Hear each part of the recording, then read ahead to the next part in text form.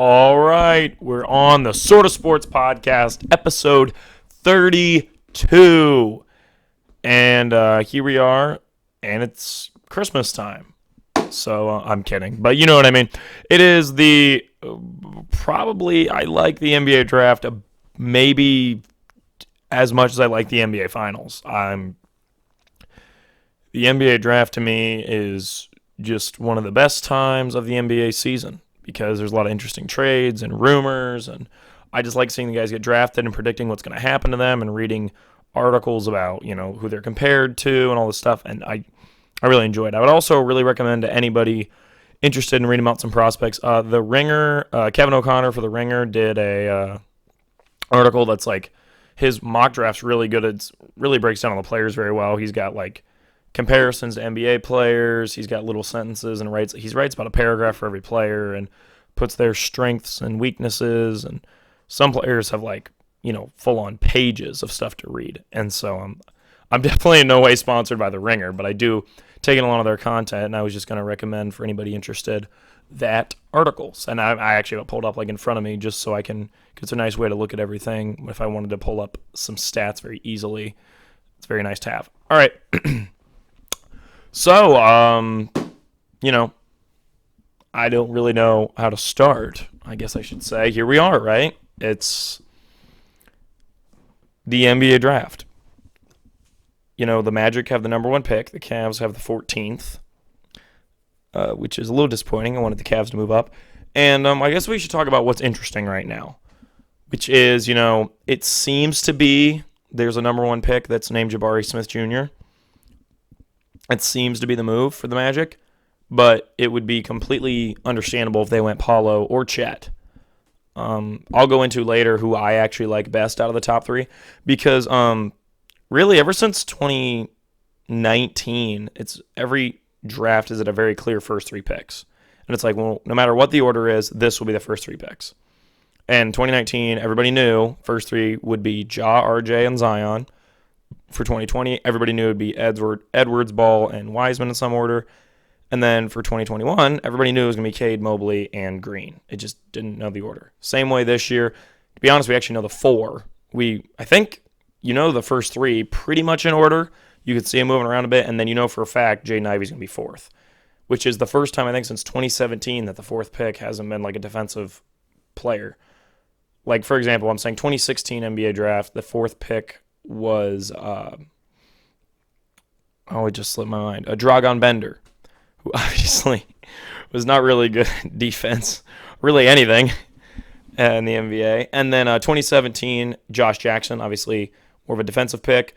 2018, Jaren Jackson Jr. Coming out of college, people were really excited about how good he played defense, how well he played defense for Michigan State. 2019, it was DeAndre Hunter, right? Or is that Jarrett Culver? I think it was DeAndre Hunter. Let me check that. And then 2020 NBA draft, it was Patrick Williams. And then 2021, it was Scotty Barnes. So the fourth pick has kind of been lately the really good defensive player comes out of this spot. And let me make sure I was right about the 2019 draft real quick. It's not going to be that way this year. Yeah, it was DeAndre Hunter. I was right. It's not going to be that way this year. It's really looking like it's going to be Jaden Ivey. And that's interesting because really the draft gets real interesting after that. And there's a lot of talk about if the Kings are going to trade the pick and who would go get Jaden Ivey. There's a lot of talk about maybe being the Knicks. Because the Knicks, I think, have really interesting moves right now because they're attached to this trade, the Donovan Mitchell trade, and the Kyrie Irving trade. So one of them, there's three trades that are going to probably go on, which is this pick, Kyrie, or Donovan Mitchell. Those are the three main storylines, and the Knicks are in every single one. I guarantee one of them they will get. I just don't know which. I honestly think the Mitchell thing is the most likely one, but if they really want to go get Jaden Ivey, that would be I think it'd be a better package to give up than if you go out and get Donovan Mitchell. I think you're going to have to give up more for Mitchell. I'm not exactly sure what you have to give up for Ivy. I'm assuming you give up the 11th pick along with Julius Randle, and maybe some like future stuff, and then maybe one or two guys make the salary work. But that's probably your main pieces is like Julius Randle, the 11th pick. Then I don't know. I don't think you give up quickly, right? Like you're definitely not gonna give up RJ Barrett if you're just getting the 4th pick. I think that's definitely too much. So yeah, we'll talk about all those storylines later, but I think we should just get into the draft. So with the first overall, also it's 3:57 p.m. on Wednesday the 22nd. So about 28 hours, I'll know the NBA draft. So that's pretty exciting. That'll be a draft we start. All right, so number 1 pick, the Orlando Magic. They're going Jabari Smith Jr. If this was like a hypothetical, okay, let's say last year at the 2021 NBA draft, you said, okay, give me your way too early 2022 number 1 pick. I would have said Chet Holmgren, and you would have said what team? And I probably would have said the Magic. Like genuinely, everybody in the Magic weren't going to be very good and thought they'd probably end up with the top 3 pick. And that's what happened, right? So I think a lot of people thought Chet would be in this spot if you asked him a year ago. But Jabari Smith had an exceptional year at Auburn. I mean, the Big Salad literally predicted, Quinn and I for the Big Salad literally predicted Auburn winning the national title because he was probably the best player in college basketball. Like, genuinely, he was really good, and he was, like a really good both ways. There's a lot of, like, chance for him to be like a first-team defensive, all defensive team guy in the NBA. From 3 points from the 3, he shot 43.6%. He had averaged 17 points, 7 rebounds, and a block. He's 6'10". He's a little over 19. He's a pretty big dude, but he's definitely more of like a wing. He's not going to be your center. And I think it's going to be interesting to see him and Franz Wagner play off each other well, because I think Jabari can, make some jumpers and drive in, and he's very good defensively, and Franz is going to have to take just more of a catch-and-shoot role, which I don't know if that's limiting to Franz. I think he would, he'd still be able to get his looks driving in, but he's definitely going to have to give up the ball more to Jabari. Jabari's going to be moving into the paint more. Really, the best NBA comparison I've heard for him is he's defensive two-way Rashard Lewis, and that's accurate. He's like a better Rashard Lewis. And if anybody watched Rashard Lewis, he was a good player. Yeah, this is the better version. This is like the all-star potential version of him. I think just what's interesting about this draft is you've got Jabari, who is going to be at least a pretty good NBA player. Like, his base level would be pretty good.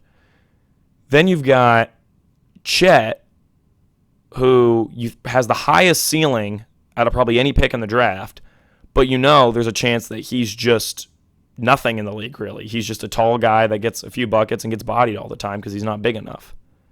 And then you've got Paulo, who's like the in-between, where he doesn't have the insane potential of Chet, but he also has a pretty good floor, but not as good as Jabari's. So it's really interesting. It's like you've got on one end of the spectrum Jabari, on the other end of the spectrum Chet, and then in between them is Paulo. And that's weird that the first 3 picks are all exceptionally different in the way that you view them, and that's why I think there's so much interest in what order they're going to go. Because like if the Magic right here said we're taking Paulo, I would understand. So I guess we should go back to what I'm predicting, though, which is Jabari Smith. He was the best player in college basketball. He's probably the safest pick, to be perfectly honest. And fit really doesn't matter when you have the number 1 pick. You just want to take the best player available.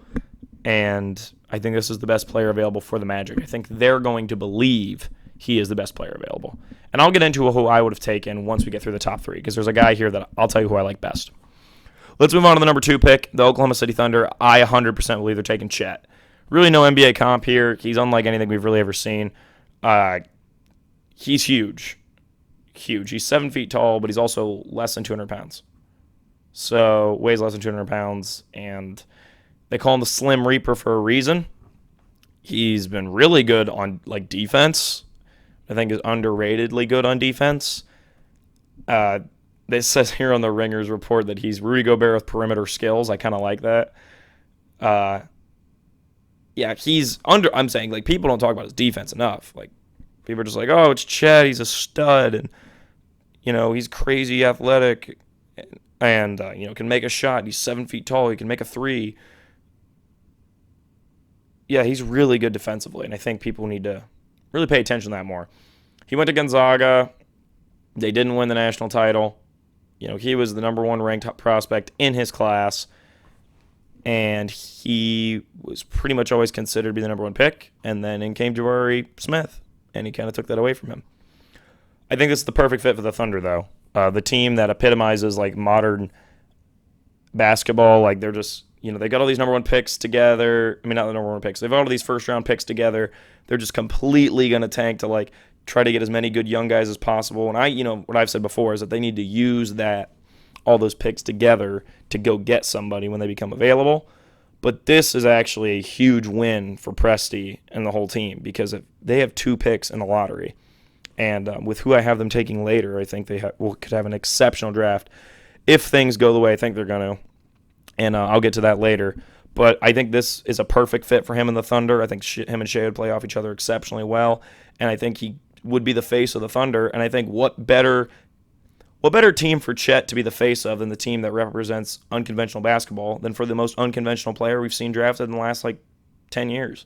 So, yeah, I'm very interested to see what Chet does, and I think the Thunder are a perfect fit for him. So that's who I'm going to go with. Now, there's a lot of chatter that the Thunder are going to trade and try to get Jaden Ivey or Shaedon Sharpe. I don't really believe that's going to go on. Really, I do think the Jaden Ivey pick will be traded. I don't think the Kings are going to pick it. I mean, keep it. I think they're going to pick Jaden Ivey at 4 and then trade it. And I know I'm kind of giving away that obviously Paolo is going to be next for the Rockets. I'll get to that in a moment.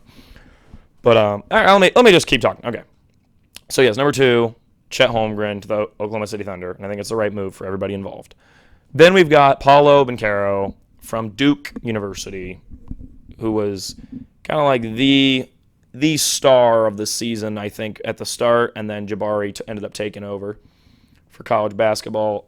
Paolo going in was pretty hyped. And then once he went to Duke, he, of course, got all the spotlight of being the star of Duke during Coach K's last season. They went to the national title and lost.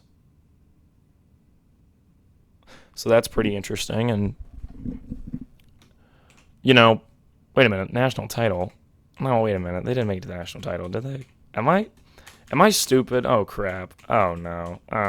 Wait a minute. Because I know Kansas won it. Oh, my gosh. This is actually wild. I genuinely cannot remember who they played. Who did Kansas play? It was North Carolina. They lost in the Final Four to North Carolina. Duke lost to North Carolina. That's what it was. Coach K's career was ended by his rival. That's what it was. Wow, that's embarrassing. Okay, wow. All right, moving on from that. Wow. All right, so Paolo Banchero for Duke. They went to the Final Four and lost. He had a lot of spotlight for being on Coach K's last and being the team Coach K's last year. And I really like Paolo. He is my favorite out of the 3. Out of the top 3, he's my personal favorite. If I was the Magic, I would draft him. I think he's got not as good of a floor as Jabari, but close, and not as high of potential as Chet, but close. I think he's not too risky, but he's not super safe. I like really everything about him, where he's relatively unconventional. I mean, he's 6'10", and he can make he's got a decent jumper. He can make good plays. I mean, I've seen somebody call him the Italian freak.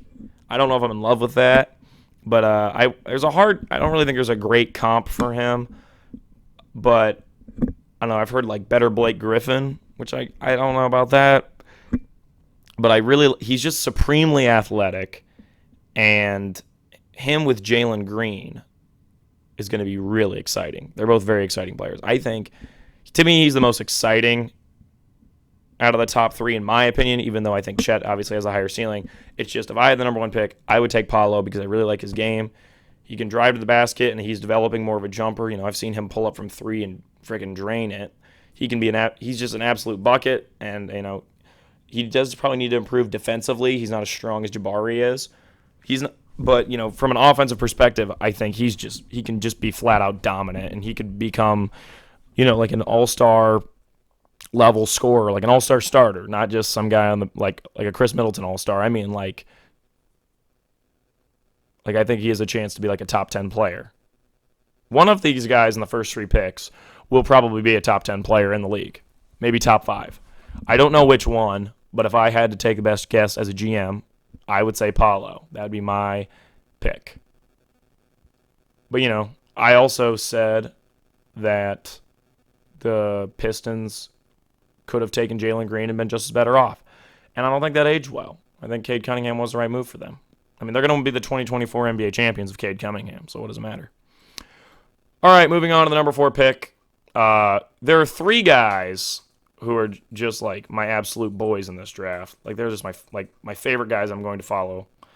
And that's Jaden Ivey, Benedict Mathurin, and Malachi Branham.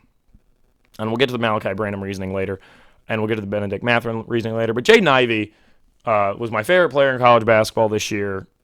He's just awesome. I mean, he reminds me a lot of Ja, and we all know I love Ja. And I think Ja having a big year really helped Jaden Ivey's draft stock because people are like, oh, well, I want my own Ja. So people are really interested in Jaden Ivey. And he's definitely the best guard available. I like the comparison of Jumbo Darius Garland. I think that's fun. That's here on the Ringer. I read that on the Ringers one. And I was like, I like that. I think John Morant's not a bad comp. Personally, I would think like more of a playmaking Zach LaVine type. But I don't know if that's a perfect comparison. But yeah, Jaden Ivey, exceptionally talented player, will at bare minimum be a solid, 6th man, 7th man on a championship level team. Like he could be just a good scorer off the bench. At maximum, he could be, Donovan Mitchell level guy. And I think any team would be happy to have him. I am starting to think that the Knicks are going to be the team that gets Jaden Ivey, that when it comes to the trade at the Kings. I'm starting to believe that's what's going to go on. And especially with who I have the Knicks taking, which we'll go over later. So, we'll go into that later with the Knicks, but I think if they swapped picks with who I think the Knicks are going to take, it would still work out well for the Kings. So I'm starting to think the Kings are going to trade with the Knicks, and I think the Knicks would have Jaden Ivey and RJ Barrett, 2 players I very much like. All right, now moving on to the number 5 pick, the Detroit Pistons, quietly like my second favorite team. Like the Bucks might be third now because like even though Giannis is like my favorite athlete, period, I just kind of love this Pistons team, and I really like what they got going on. And the Pistons might flat out just be my second favorite team at this point. And I haven't taken Keegan Murray. I am not actually a huge Keegan Murray guy. I would honestly prefer if they drafted Benedict Mathurin. I really like Benedict Mathurin. Like I love Benedict Mathurin. He might flat out like he's fighting Jaden Ivey for like my favorite guy in this draft. But I think Keegan Murray is the guy they're going to go with because it makes the Jeremy Grant trade easier for them because they have the perfect backup. It gives them a set starting lineup because it's Cade, any 2 guard they can find until they get like an upgrade, Sadiq Bey, Keegan Murray, and Isaiah Stewart. And that's their starting lineup. And then they've got a young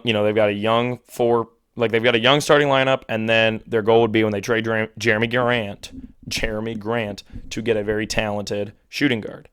Or maybe the Pistons are going to go out and get DeAndre Ayton, which I would love. Then they package Isaiah Stewart and maybe Keegan Murray instead of Grant, but I'm assuming they would want to keep Keegan Murray, so they would go Jeremy Grant, Isaiah Stewart, a pick or 2, and then maybe someone else like Killian Hayes to try to acquire DeAndre Ayton. And that would be their starting lineup then, and then their 2 guard is still open. I think they're going to keep that 2 guard slot open, and they're going to replace Jeremy Grant instead of trying to find a good 4 guy instead of, and take Benedict Mathurin as your 2. But regardless, I would prefer them to take Benedict Mathurin, but I genuinely believe they're going to take Keegan Murray. And at the end of the day, I could be wrong on Keegan Murray. I just feel like his ceiling isn't that high. I think he'll be pretty good. I don't think he's going to be anything special. So maybe I hope I'm wrong because he's going to go to the Pistons, and I really think the Pistons like him. I think they like what he has to offer and that he, at minimum, will be solid, and they are happy with that. But to me, peak Keegan Murray is like a 18-point scorer. I don't think they're getting a Keegan Murray that's going to ever be like a first-team All-NBAer, which is fine. But if you're the 5th pick in the draft, I'm just saying. I'm worried Keegan Murray has potential to just be like a solid guy, and then you look back and you're like, oh my gosh. Shaden Sharp was amazing. How did he go after Keegan Murray? Or, why didn't the Pistons take A.J. Griffin instead? Right? Like, I'm just terrified of that. But I do think they're going to take Keegan Murray. I hope it works out well. Personally, I'm not a huge fan of him. Number 6 pick is the Indiana Pacers, and I think they're going to go Dyson Daniels here. Dyson Daniels is from the G League, and at like about the last couple months of the season, he just started going off for the G League. He's a guard. He's pretty explosive. He can make good plays. He's only 6'6". He's young. He's 19. I think he'd fit well in the Pacers. The Pacers are probably just going to go best guy available. So if they think Benedict Mathurin is better, which they should, because I do think Benedict Mathurin's better than Dyson Daniels. I love Benedict Mathurin. They'll go with him. I don't think the Pacers really have the balls to go Shaden Sharp. I think they'd rather play it safe. And, Dyson Daniels, I think what they like about him would be the fact that he's played on the G League team, which is a little more enticing than Shaden Sharp, who hasn't even played college basketball. So I think they want to play it relatively safe here and go Dyson Daniels. I think the Pacers are probably going to be sitting in their room like, all right, boys, we taking Benedict or we taking Dyson Daniels? And they're going to be trying to figure that out. But honestly, I think they're going to go Dyson Daniels. He just feels like a Pacers guy. Maybe I'll be wrong, but he just feels like it. Then we get into the most interesting drafts, like draft parts of the draft. To me, this is the most important part of the draft. It's the 7, 8, 9, 10, really just 7, 8, 9, and then if you want to, say 10 and 11. But 7, 8, 9 to me is so interesting because it's the Trailblazers who, you're hoping they're going to turn it around and get something with Dame, but like right now they're in the offseason of their lifetime to like try to, figure out what they're really going to do. Are they going to be able to compete with Damian Lillard, or are they going to have to get rid of him next summer? Like, what's going to go on here? You've got the Pelicans, who with the right move could potentially make a push to be like a 4 or 5 seed in the West next year, like genuinely, like try to become like a top team in the West if the Pelicans draft well and have a good offseason. And then the Spurs, who I think at the 9 spot could legitimately get their first like big piece in rebuilding the team. Like, I mean, like star level guy. So this to me is like the 3 really interesting picks later on. And for the Trailblazers picking at 7, I have them going Benedict Mathurin. I think they are definitely thinking about Sharp here, but I think Mathurin is more enticing to them because you can pair him with Dame, like you paired CJ with Dame, and I think it'll play exceptionally well for them. And I love Benedict Mathurin. He definitely needs to work on his defense, and he's not an exceptional playmaker, but he's just a bucket. To me, he's like souped-up James Bouknight, and, he's just a dog. I mean, I think Benedict Mathurin could be, at base level, he's going to be an exceptional scorer and good on every team he's on, like almost like a Jordan Clarkson. At his peak, he could be like an all-star level guard. I think he's really good. He is a little small at 6'4", but I think he's got a lot of potential, yet his base level is still pretty high. So I think the Trailblazers would really like that, and it's a relatively safe pick, but it has a lot of upside to it, and so I think that's what they're going to go. Number 8 pick, we have the New Orleans Pelicans. I think they're going to go Shaden Sharp here. Shaden Sharp, for those of you who don't know, is out of Kentucky. He didn't play a single college basketball game, and I think this is interesting. Shaden Sharp is kind of the talk about, was like the mystery guy. Is he going to be the steal of the draft? And I'm thinking maybe. If he's under the right situation, he will be the steal of the draft. It would have been the guy that's like, oh, well, he wasn't taking 1 because of the injury stuff, but, he has all this talent, and we shouldn't have slept on him. Kind of like, when Joel Embiid was drafted 3rd. He was going to originally be drafted 1, but then some injuries went on, so he was drafted 3rd. And then, to this day, the Cavs think about the fact that they would have gotten him instead of Andrew Wiggins, but then you also realize that Andrew Wiggins is an NBA champion, and Joel Embiid is not. So technically, the Cavs made the better move. I'm just kidding. But regardless, he would have been traded to the Timberwolves. So I would be crying if the Cavs had drafted freaking Joel Embiid and then traded them to the Timberwolves. But we did get one of the greatest players of all time in Kevin Love, and I love Kevin Love. He's definitely not one of the greatest players of all time. I'm kidding, but Dalton, I know you're listening, and you and I always make that joke, so I thought you'd enjoy. All right, so number 8 pick for the Pelicans. I think they're going to go Shaedon Sharpe because they can take that risk. And if it pays off, they'll legit be a top seed in the West, and they'll have an incredible core if they can get Zion back on track with Brandon Ingram, this absolute like beast of a guard, like a kind of like a Bradley Beal type, and Shaedon Sharpe. People talk about Paul George, Bradley Beal. Those are the names people are throwing around Shaedon Sharpe. That's exciting. And then, Grand Theft Alvarado, like probably your starting point with Brandon Ingram at the 3, Shaedon Sharpe at the 2, Zion 4, and then Jackson Hayes 5. I mean, you'd love to get an upgrade for your 5, but that's really a good team right there. So, yeah, I think the Pelicans would be exceptionally excited if Shaedon Sharpe came to them, and they would be happy to take the risk. Number 9, we've got the San Antonio Spurs. I think they're going to take Jalen Duren. I think Greg Popovich is watering at the mouth of the defensive potential of Jalen Duren out of Memphis University. He's 6'10", and he's 18 years old. He's like 18 and a half, but still. 230 pounds, 6'10". There's a chance he grows. He's just a big body. Jalen Duren is a big boy. He is a beast. That's like, I guess his pro comp would be like, I don't want to do what everybody else is saying because like even here on the Ringers one it says DeAndre Jordan, but I agree. It's like, Jalen Duren is going to be a beast no matter where he goes. He's going to be a big defensive player like a Mitchell Robinson. Actually, I don't think Mitchell Robinson's an exceptional defender, but I'm saying I think Greg Popovich could have his own like Bam Adebayo here with Jalen Duren because Greg Popovich would love to grow Jalen Duren into his own Bam Adebayo. And then next year, the Spurs can get an offensive level guy, and then they have a nice little duo there. I think Jalen Duren would just be a guy who scores in the paint. But in the right situation, Jalen Duren could become like an absolute like defensive player of the year level guy. Number 10 pick. A lot of people, like a lot of mock drafts, have Johnny Davis going to the Wizards, and I agree. He's going to go to the Wizards. Johnny Davis out of Wisconsin, pretty straightforward. He goes and gets buckets. He's one of those where worst case scenario, he's a solid scorer for you. Best case scenario, he's a really good guard for you. Maybe he can potentially be an all-star level guy. I don't think he's got that high of a ceiling, but we'll see. I think he's going to be a good guard for them, and I think they'll be pretty happy with Johnny Davis. He'll be a pretty good pick. Number 11 is the New York Knicks. I think they're going to go A.J. Griffin, and A.J. Griffin to me could be a steal here at 11. He's a really underrated prospect. He's a really good forward for Duke. He's not even 19 yet. He's still 18. He's 6'6". He's over 220 pounds. He's huge. Like, not huge like tall, but I mean like he's long and he could be a beast.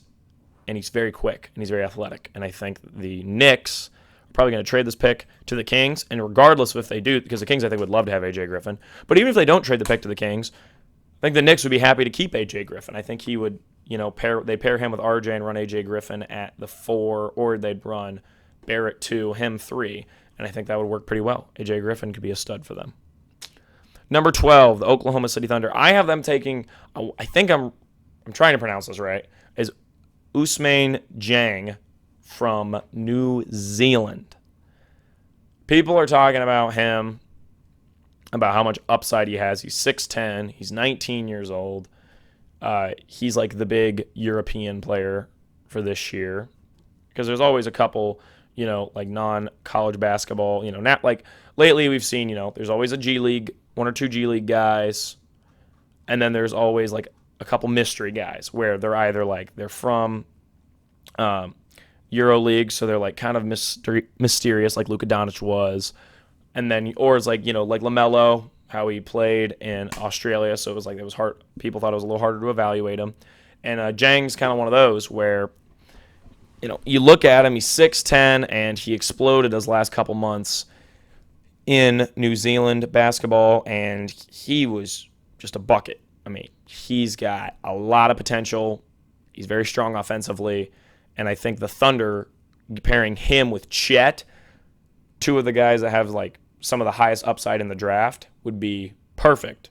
And I think the Thunder would love to have that. And I think the Thunder that'd be an absolute win. That'd be an incredible draft for the Thunder. So I think that's what they're going to take. Number 13 is the Hornets. I have them going Mark Williams. For those of you who don't know, Mark Williams is huge. He's 7 feet tall. He's got like the biggest wingspan since like Taco Fall, and Taco Fall is a monster. So, yeah, Mark Williams is this huge center from Duke. They definitely want a new center. They don't want it to be Mason Plumlee anymore. And, pairing him with P.J. Washington would be pretty sweet, and I think that's what they're going to do. They're going to get a big dude to be their center. Now we come to the best pick in the draft, number 14. There's chance Malachi Branham goes higher, but this is my mock draft, dang it, and he's going to the Cavs. I want them to take him. Malachi Branham is joining the Cleveland Cavaliers. Malachi Branham's one of those, some drafts have him going like 11th, some drafts have him going like 20th. I think he's a stud. I think Malachi Branham is going to be a really strong offensive player in the league. I think he could, really become like a starter level, just bucket getter. He can sit there at the three-point line, shoot a three, or he can, drive in, make an athletic play. He's not the strongest playmaker or defender, but he's just one of those guys where you look at the NBA right now, if you've got guard, like a 2 or 3 guy, like a small forward or shooting guard that can just go out there and get buckets, those are exceptionally important. I mean, we just saw the Golden State win with Andrew Wiggins and Jordan Poole, a 2-guard and a 3-guard not 3-guard, but a small forward and a shooting guard that could just go out and get buckets, and Malachi Branham epitomizes that. And with the Cavs, I mean, if you had a starting lineup of Darius Garland, Malachi Branham, Isaac Okoro,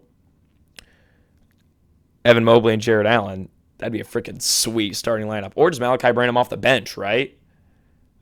And stop trying to trade Jared Allen. All these websites trying to trade Jared Allen. Stop. He's not leaving. The Cavs aren't going to get rid of him. He's amazing. I know we want OG Anunoby. That's why I said OJ. OG Anunoby would be a perfect fit, but Jared Allen is not the answer. And I love Larry Markkinen, but he's probably the answer to get him.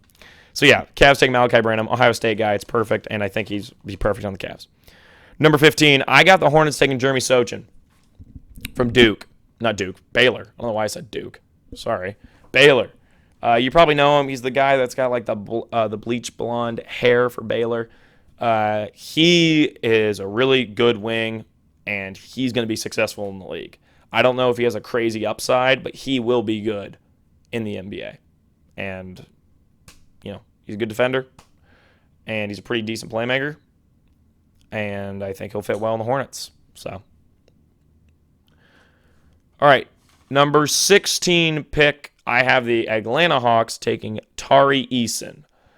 This guy is a forward from LSU.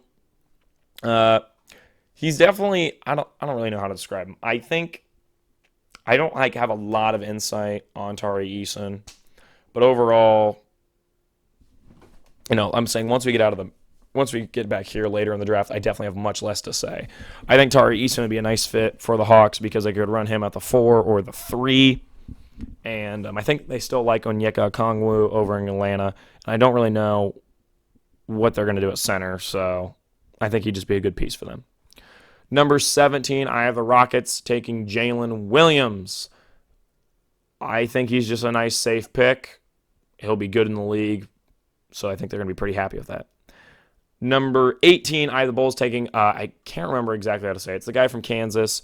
He's a really good wing. His name is Ochai Agbaji, I think is how you say it, or Agbaj. He was a senior, actually, at Kansas. He went there a while, and he finally got his championship. He'll be a good place. He'll be a good piece for the Bulls. The Bulls, I think, are looking at like him and E.J. Liddell because I think they want to have a good forward behind DeMar DeRozan, and I think he would do well there. Number 19, the Timberwolves. I have them taking Dalen Terry from Arizona.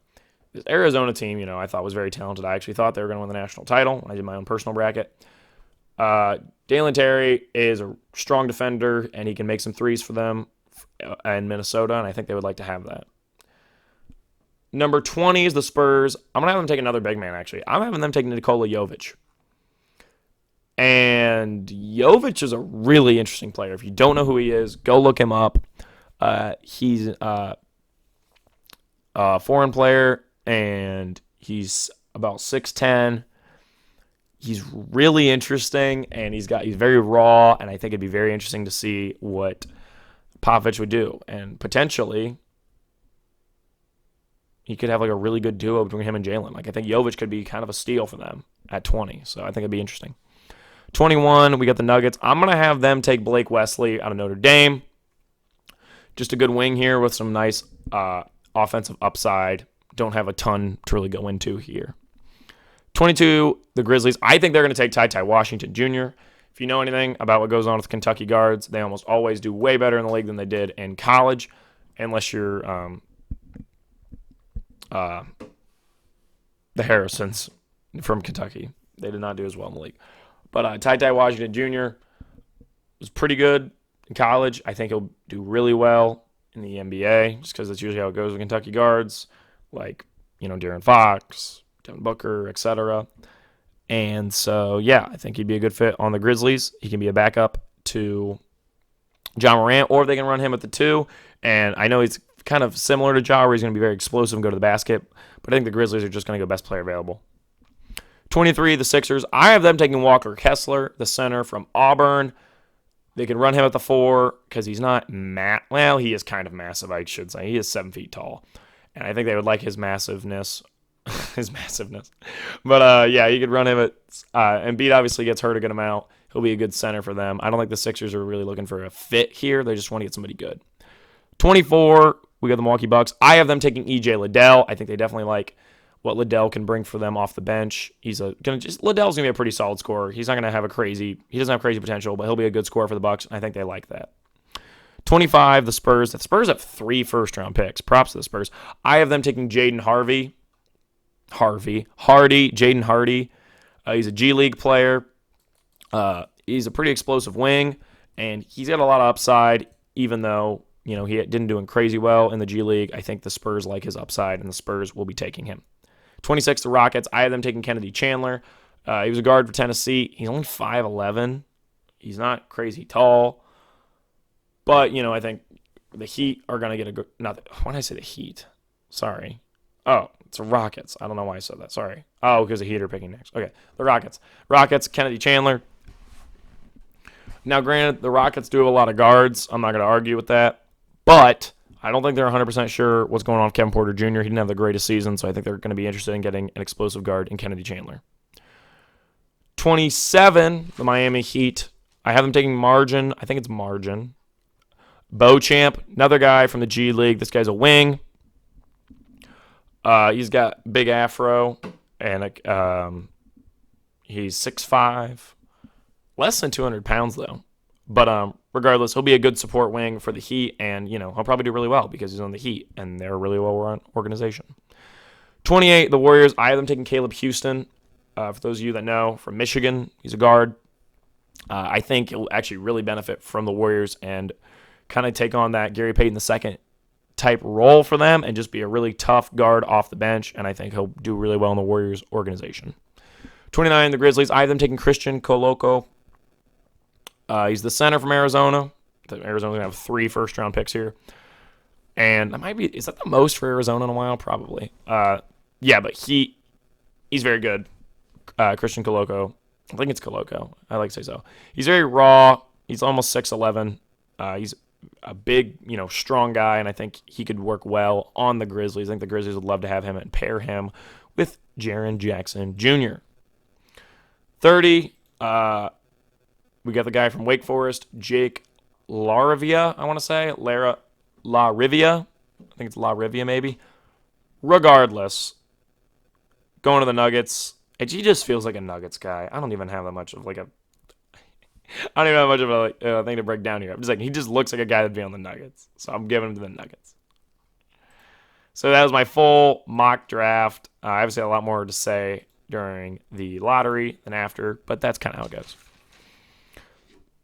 Now let's move on to my guy.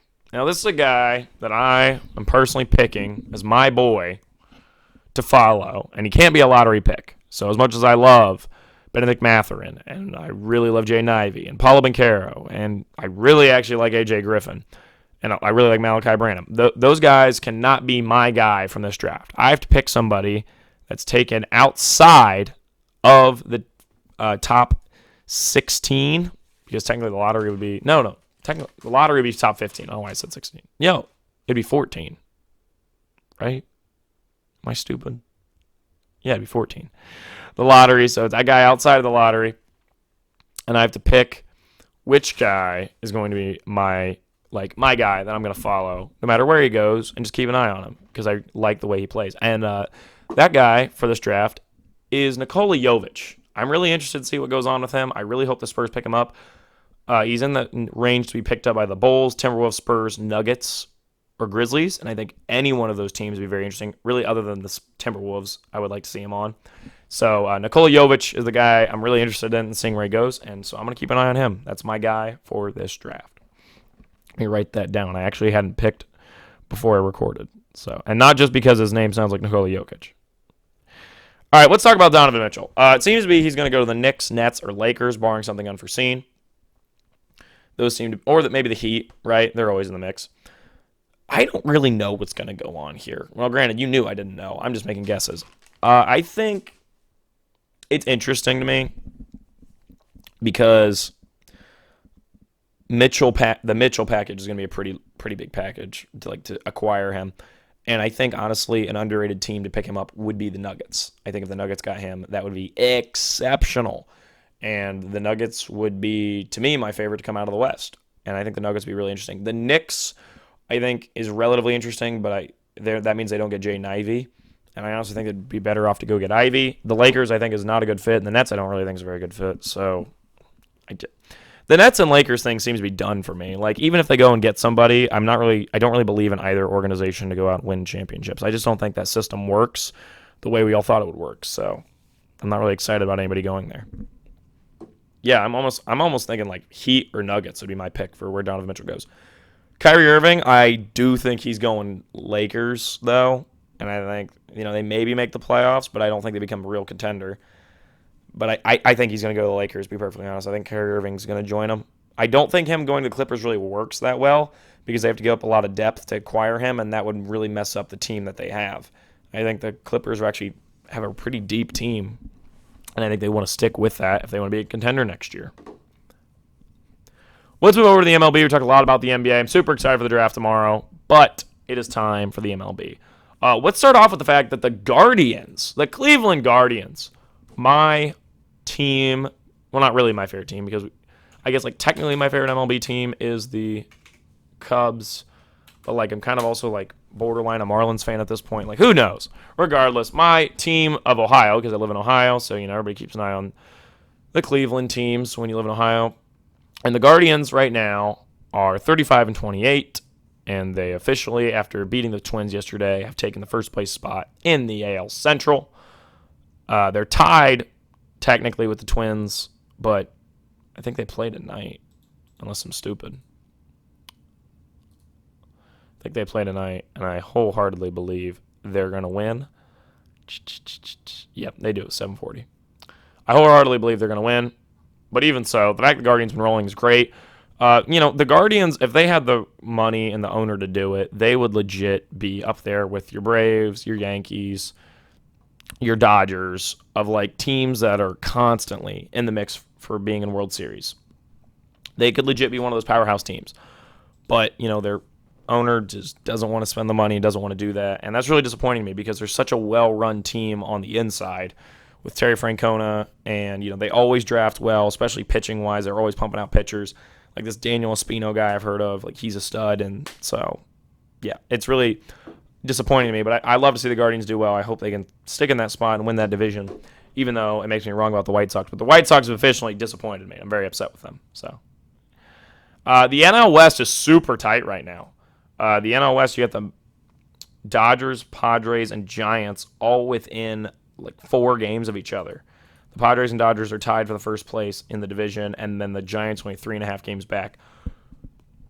I can't wait to see this to continue to play out. I'm really glad the Padres have been doing this well, even without Tatis, and that just really shows how good this team really is, and I'm very happy with the Padres. I think that entire division is going to have a lot of competition the rest of the year because I don't think the Diamondbacks really aren't that terrible, and neither are the Rockies. Neither of them are awful teams, especially now the Diamondbacks got Jordan Luplow called up.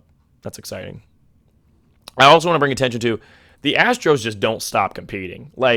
They have the 4th most wins in the MLB. They're far and away leading their division. Everybody else in their division has a losing record except them, and they're just it's just crazy. Like they consistently get guys who hit the baseball well, and they consistently pump out good pitchers. And Justin Verlander's having a great season, and it's really impressive how well that the Astros run, and it's really frustrating me that they ever cheated. I'm like, you didn't even need to do that. You guys probably would have won the World Series regardless. You have a freaking good organization. So, regardless, it's really impressive, but also screw them. I also want to say, just to say it again, are we getting a Subway Series? Like, is that what's going to go on? Are we going to get a Mets-Yankees World Series? I know it's a little early to talk about the World Series. It's very early to talk about the World Series. But I just want to say, that would be incredibly interesting. Let's talk about somebody I really care about, though. My boy, Sandy Alcantara. My guy. All right, so Sandy Alcantara,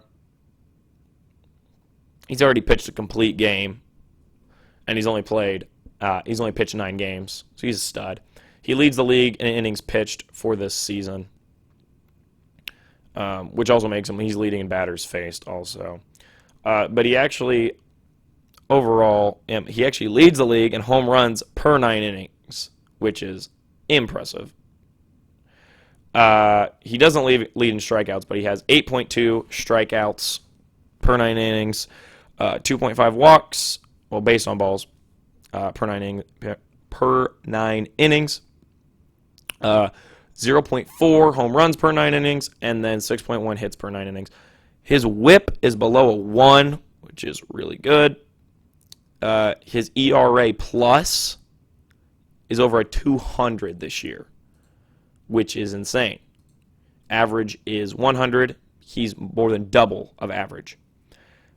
His ERA on the year right now is a 1.72, which is the highest it's ever been in his career. The lowest it's ever been in his career. I had to think about that.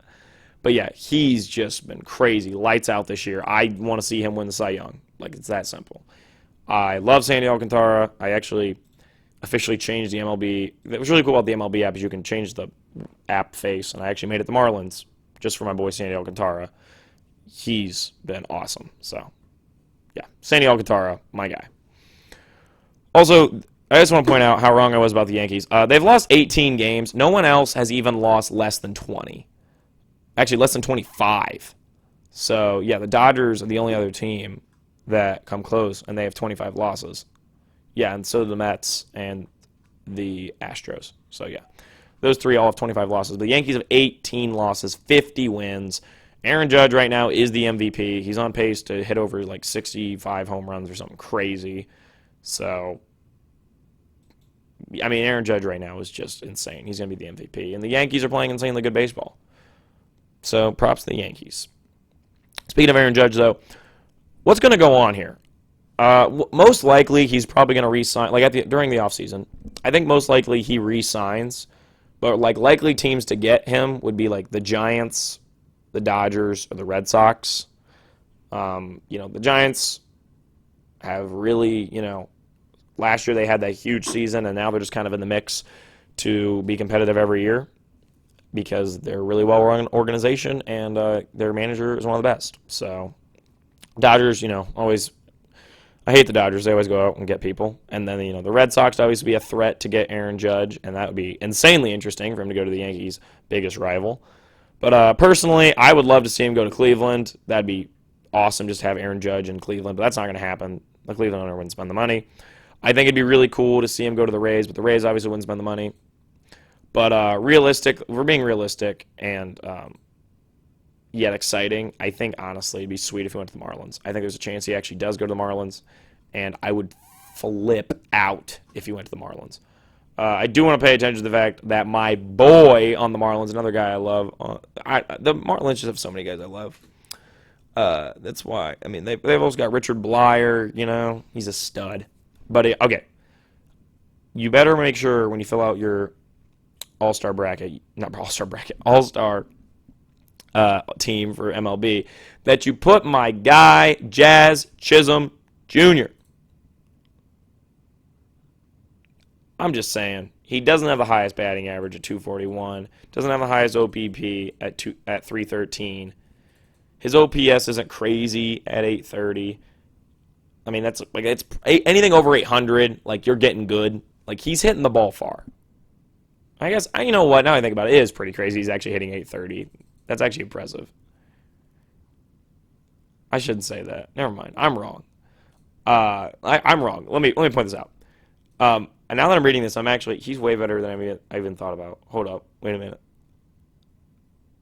Oh, crap. Okay, so Jazz Chisholm, just to point this out, he right now has a 241 batting average and a 313 OBP. Yet his slugging is a 518 and his OPS is an 830. His OPS plus is a 130.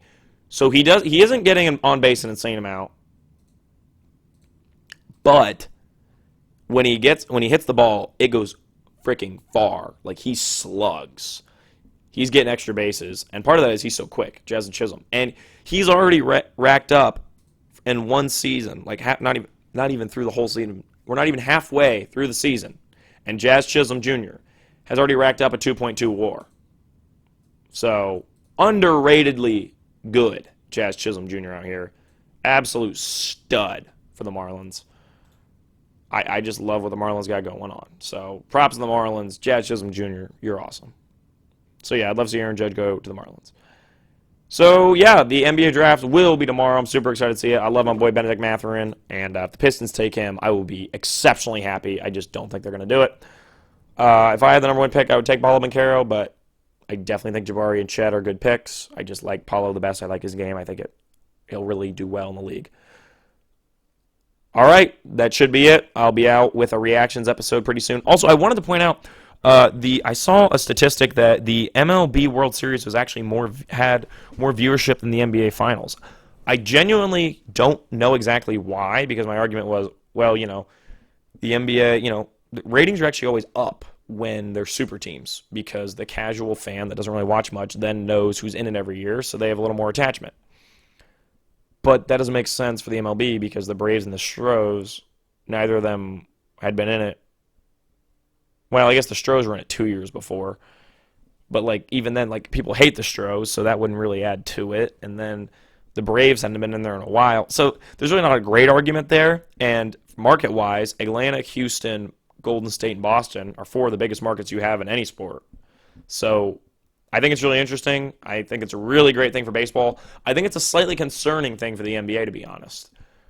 I don't really know why it is. Because I thought the Celtics-Warriors is a money matchup.